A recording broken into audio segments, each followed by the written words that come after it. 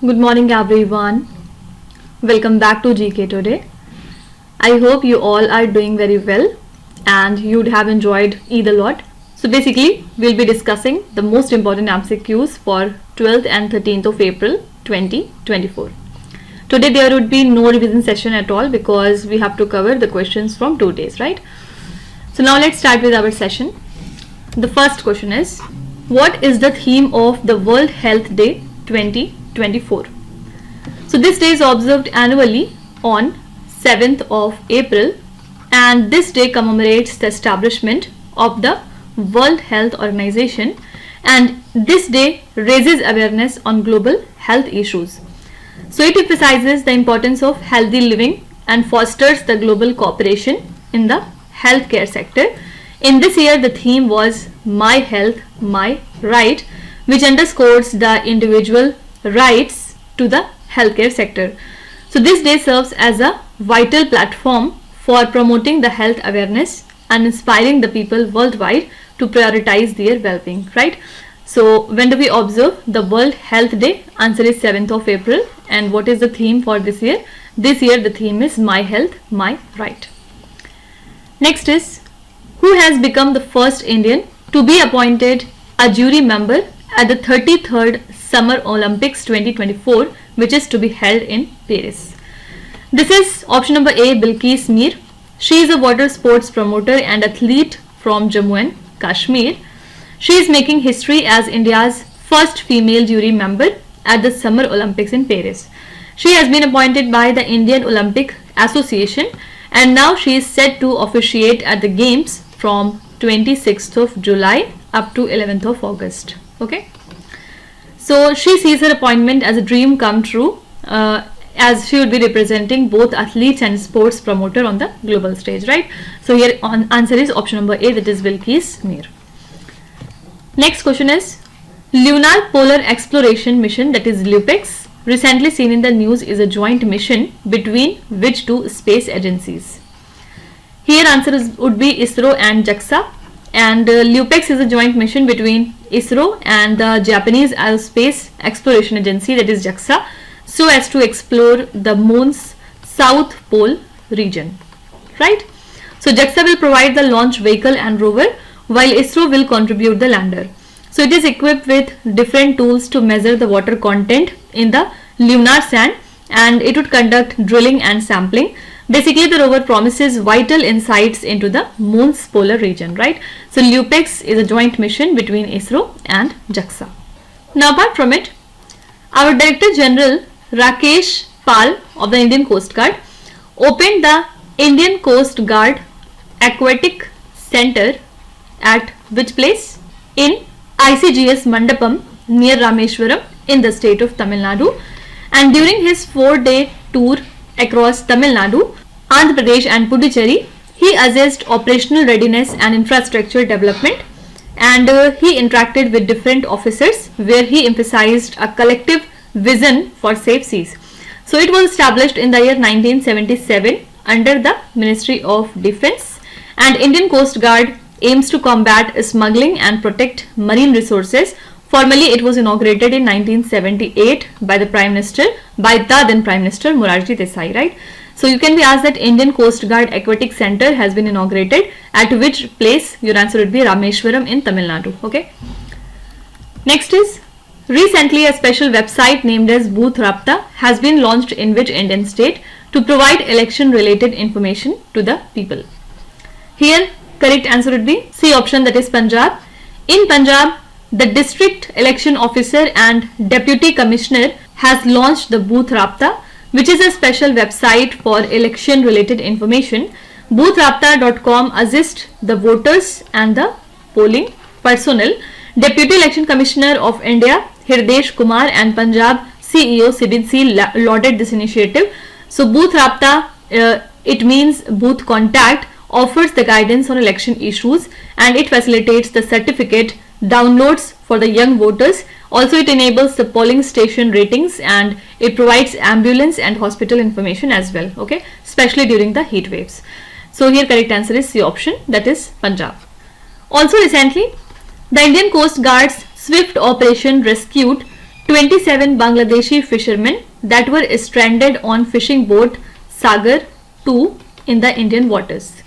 So petrol ship named as Amog identified the distressed vessel drifting in the India-Bangladesh maritime boundary line, and investigation found its steering gear malfunctioning for 2 days.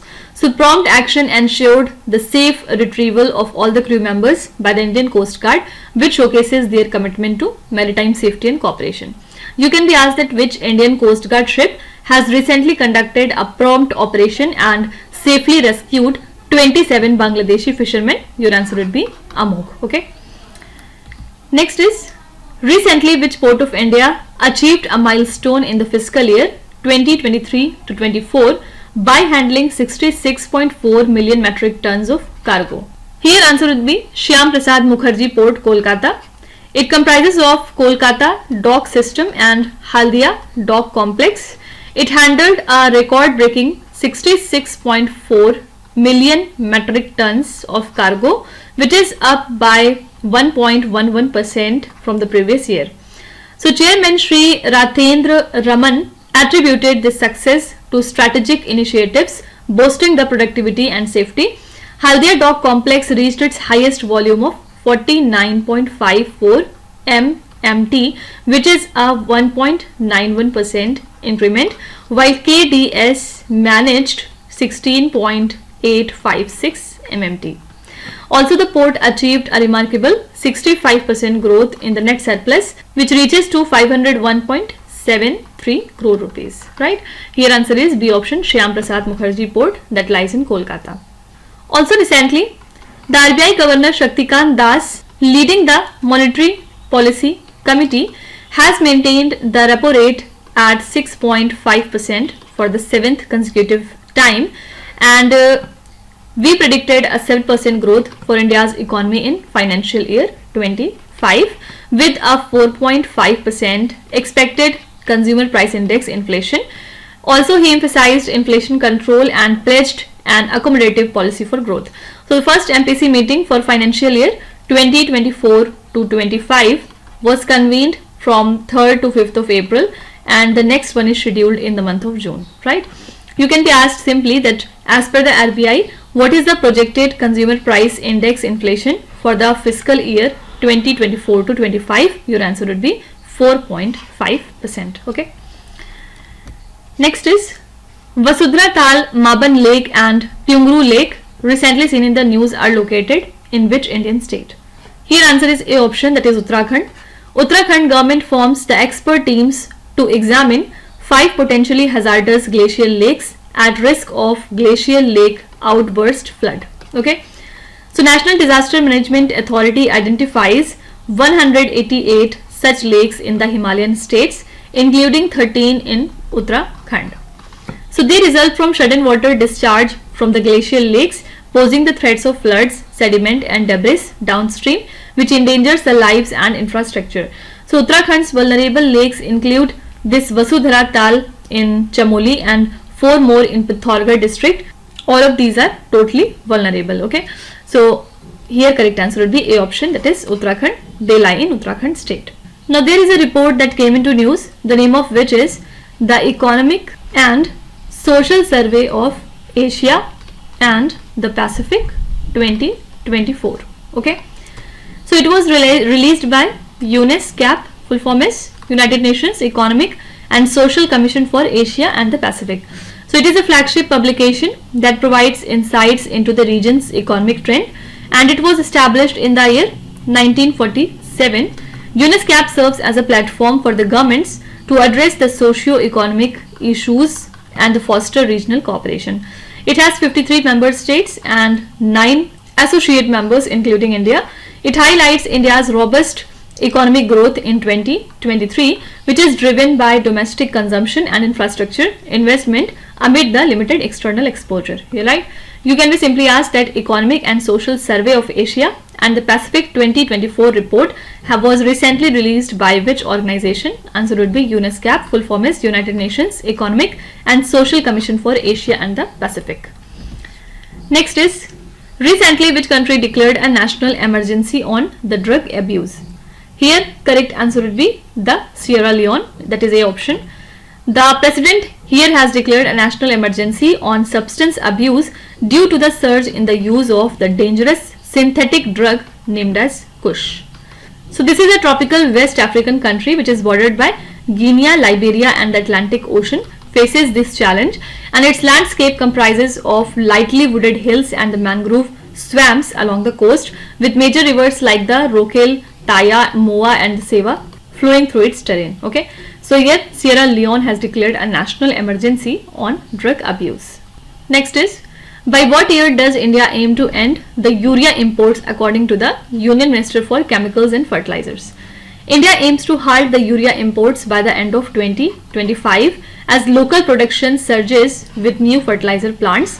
Currently, we import 30% of its 35 million tons annual requirement, and the country saw urea production rise from 225.08 up to 284.95 lakh tons between 2014-15 up to 2022-23.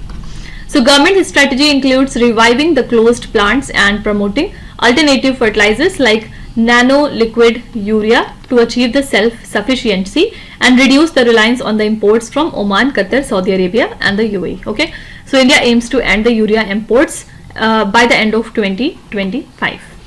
Also, don't forget that the city Mumbai is the first city in India to install 210 artificial reefs. Okay, and they are being built in the Arabian Sea near the Worli Kolivada. RPG Foundation has funded this initiative, which is part of its project Nature Marine Conservation Initiative. So these reefs are made from recycled cement and it costs nearly 62 lakh rupees to install. So the reefs are a significant milestone in marine conservation, and they will provide a steady supply of commercial fish and benefit the local fishermen. You can be simply asked that which city becomes the first city in India to install 210 artificial reef. Your answer would be Mumbai city. Okay. Next is, what is the theme of International Day of Sports for Development and Peace 2024? So this day is celebrated on 6th of April every year to highlight the positive impact of sports and physical activity worldwide. In 2024, the theme was Sport for the Promotion of Peaceful and Inclusive Societies, and recently an event at the United Nations headquarters showcased the collaboration between major sporting bodies to create the positive change.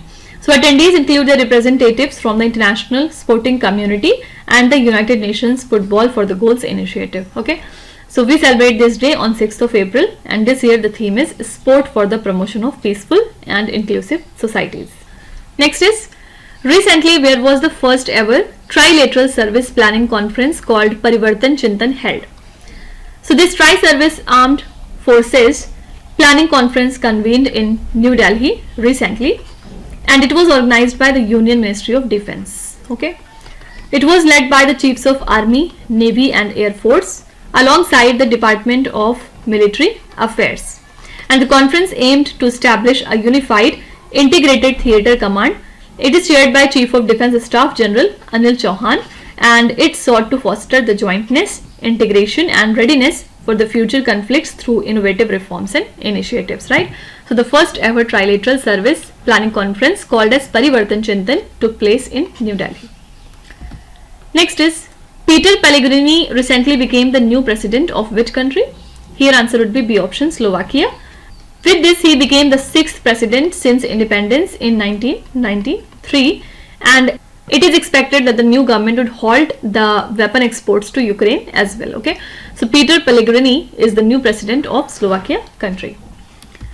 Which country has recently declared a federal emergency in Orenburg region due to the Ural river flooding the Orsk? Here answer is Russia. Russia has declared a federal emergency in southern Orenburg due to the Ural river flooding the Orsk, which leads to the evacuation of thousands. So Ural river spans to 2,428 kilometers throughout Russia and Kazakhstan, and it serves as a continental boundary between Europe and Asia. It originates from the Ural mountains and it flows into the Caspian Sea. It melts very slowly with a unique digitate delta, and it has 58 tributaries and obviously it holds significance as Europe's third longest river. Okay, so Russia has recently declared a federal emergency in Orenburg region. Why? Because of Ural river flooding the Oryx. Okay, now apart from it, recently the center has issued a draft notification delineating an ecologically sensitive zone around the Sukhna Wildlife Sanctuary that lies in Chandigarh. So ecologically sensitive zones are the vital and delicate areas near the protected zones that are designated by the central government under the Environment Protection Act of 1986. So guidelines categorize the different activities as prohibited, regulated and permitted. Prohibited means, for example, commercial mining cannot be done here. Regulated means tree felling are regulated by the central government, and permitted means local agriculture can be permitted obviously.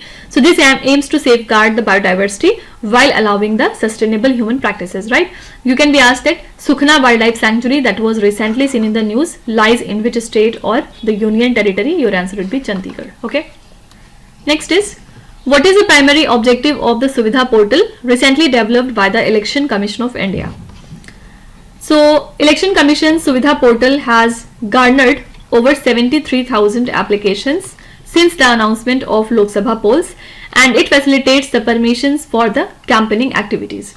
It is developed so as to ensure fair elections, and the Suvida streamlines the permission request for various campaign elements transparently, which adheres to the first in first out principle. So it offers online and offline submission options, which covers a range of activities from rallies to the pamphlet distribution. So the portal's real-time tracking enhances the transparency and it helps in scrutinizing the election expenditure, right? So the basic objective of Suvida portal is to streamline the process of obtaining permissions and facilities for election campaigning. Okay.